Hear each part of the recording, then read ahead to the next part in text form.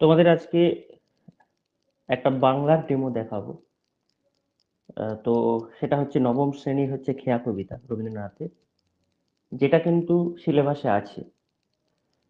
তো আমি বাংলার নই, কিন্তু আমি চেষ্টা করছি আহ, কিভাবে ডেমো দিতে হয় বা কিভাবে কন্টেন্ট রেডি করতে হয়, তো সেইভাবে একটু আলোকপাত করার।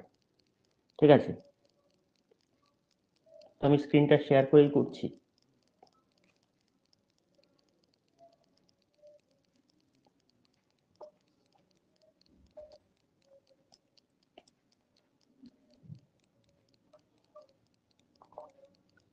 শুভ সন্ধ্যা। আচ্ছা সুমন্ত, তুমি বলো তো, যে তুমি ছোটবেলায় পড়েছো আমাদের ছোট নদী চলে আঁকে বাঁকে, বৈশাখ মাসে তার হাঁটু জল থাকে। এটা আমাদের বিশ্বকবি রবীন্দ্রনাথ ঠাকুরের লেখা। আচ্ছা তুমি কি বলতে পারবে যে এই যে নদী, এটা কোন নদীর কথা বলা হয়েছে? পারবে না? তো তোমাদের মুখ চোখ দেখে মনে হচ্ছে কেউই পারবে না। তো আমি বলে দিই, এটা আমাদের কোন নদীর কথা বলা হচ্ছে বলো তো?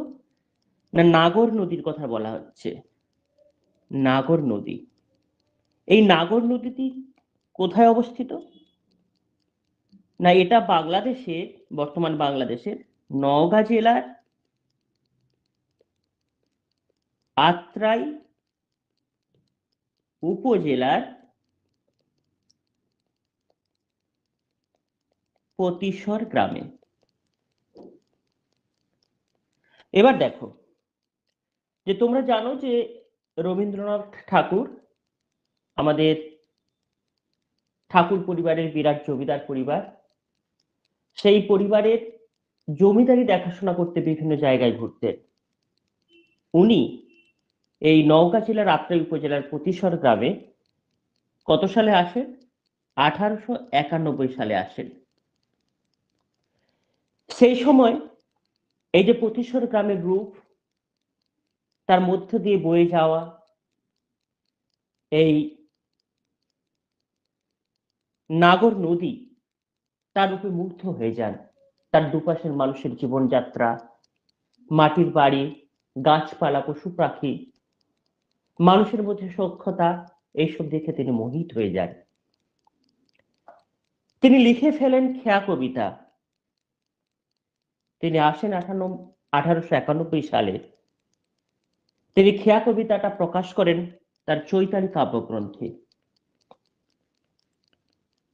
চৈতালি কাব্যগ্রন্থে খেয়া কবিতা প্রকাশ করেন কত সালে? না, 1896 সালে।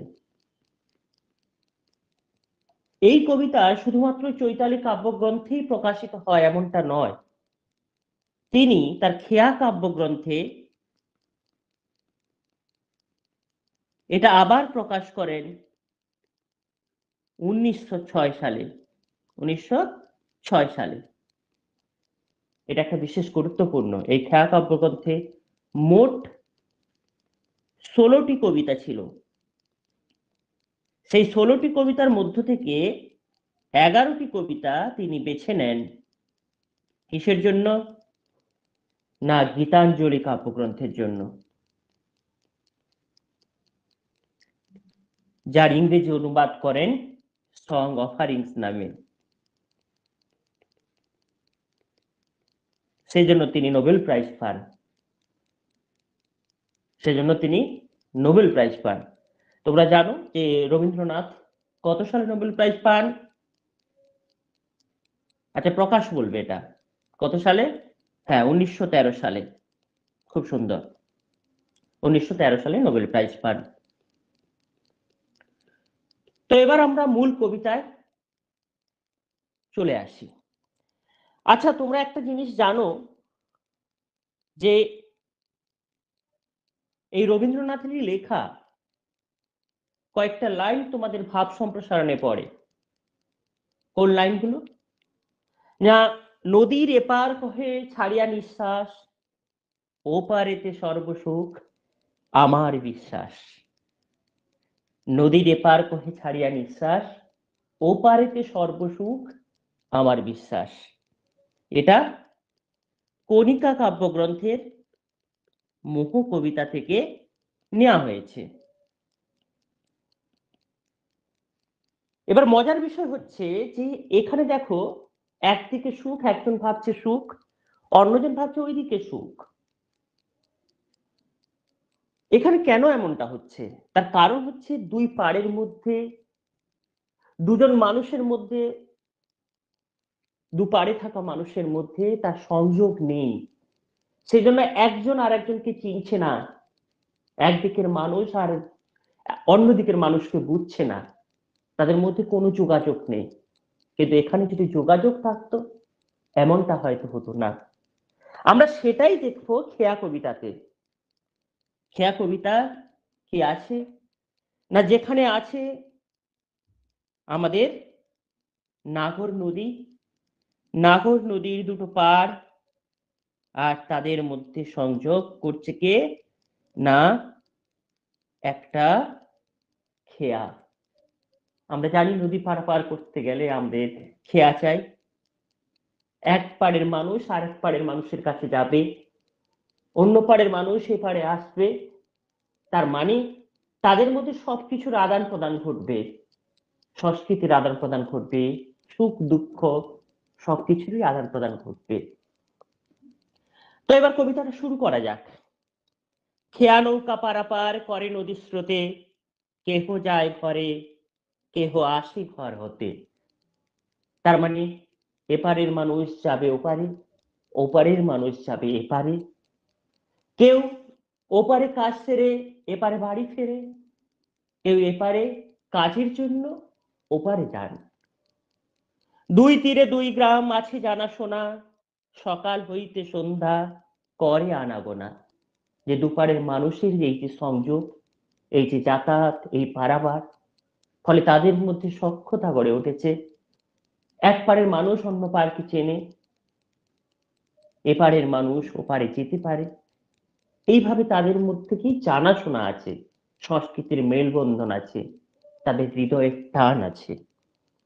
পৃথিবীতে কত দ্বন্দ্ব, কত সর্বনাশ, নূতন নূতন করে গড়ে কত ইতিহাস।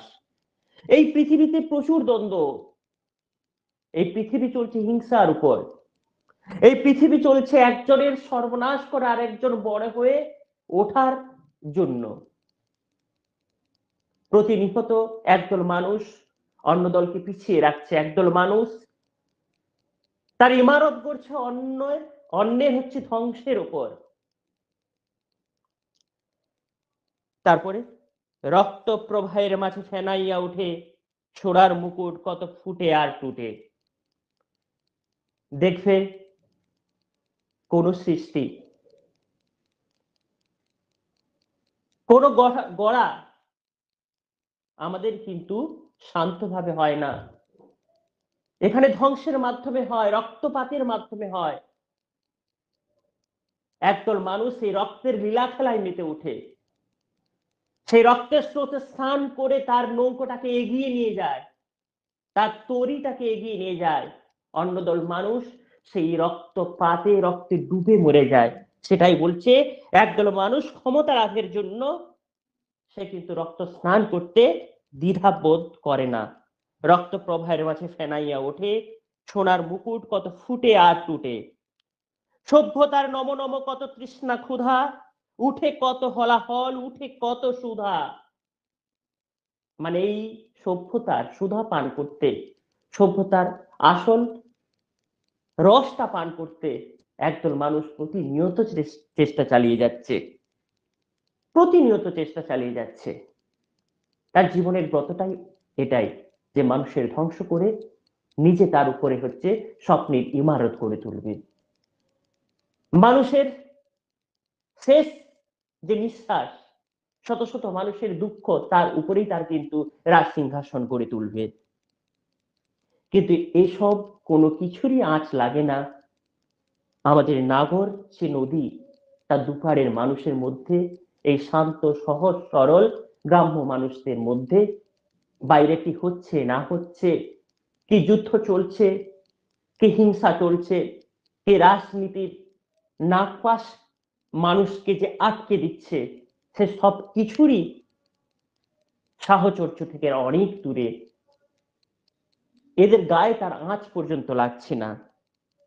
সেটাই বলছে এখানে, শুধু হেথা দুই তীরে কে বা জানে নাম, দোহা পানে চেয়ে আছে দুইখানি গ্রাম। তারা, তাদের কাছে ওইসবের কোনো কিছুরই আঁচ লাগছে না, শুধু দুই পাড়ের দুটো গ্রাম দুপারের দিকে চেয়ে আছে। তাদের এমনই সখ্যতা, এমনই হৃদ্যতা। এই খেয়া চিরদিন চলে নদীর স্রোতে। তোমরা জানো নদীর আসল শক্তি তার স্রোত, নদীর আসল শক্তি তার জলের গতি। নদী চিরকাল চির যৌবন তার গতির জন্য, তার গতি তাকে বাঁচিয়ে রাখবে। সেই নদীর স্রোতেই এই খেয়াও চলতে থাকবে। নদী যেমন বেঁচে থাকবে তার স্রোতে, তেমনি দুপারের মানুষ বেঁচে থাকবে এই খেয়ার আনাগোনায়, এই খেয়ার মাধ্যমে দুপারের মানুষের আনাগোনায়। এই খেয়া চিরদিন চলে নদীর স্রোতে, কেহ যায় ঘরে, কেহ আসে ঘর হতে। এইভাবে কবি নাগর নদীর দুপারের মানুষের সহজ সরল জীবনের ব্যাখ্যা দিয়েছেন। তাদের মধ্যে যোগাযোগ, তাদের মধ্যে হৃদয়ের টান, তাদের মধ্যে ভালোবাসা এইভাবেই ব্যাখ্যা করেছেন। যেমন সে আমাদের ছোট নদী চলে আসে বাঁকে, তেমনি সেই ছোট নদীর দুপারের মানুষের জীবনযাত্রাও বয়ে চলে নদীর স্রোতের মতো। মানুষের জীবনও সেভাবে চলে আসছে। তো তোমরা পরের দিন এই খেয়া কবিতার সারাংশ নিজের মতো করে লিখে আনবে প্রত্যেকেই।